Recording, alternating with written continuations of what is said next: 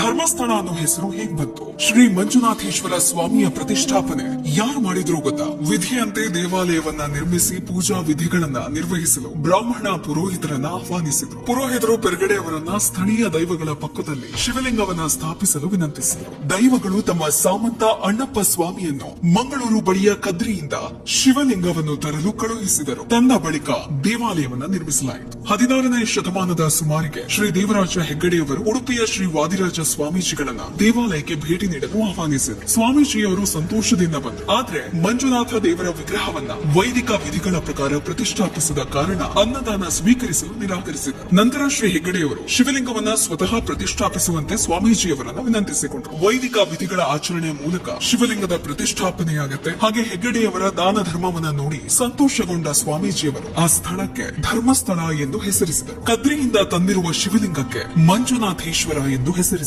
ಹೀಗಾಗಿ 800 ವರ್ಷಗಳ ಹಿಂದೆ ಪೆರ್ಗಡೆಯವರು ಸ್ಥಾಪಿಸಿದ ದಾನ ಧಾರ್ಮಿಕ ಸಹಿಷ್ಣುತೆಯ ಬೇರುಗಳನ್ನ ಹೆಗ್ಗಡೆ ಕುಟುಂಬದ 21 ತಲೆಮಾರುಗಳು ಪೋಷಿಸಿ ಬಲಪಡಿಸಿವೆ. ಇಂದಿನ ಧರ್ಮಸ್ಥಳವು ಈ ನಿಸ್ವಾರ್ಥ ಸಮರ್ಪಣೆಯ ಫಲದಿಂದ ಅರಳುತ್ತದೆ.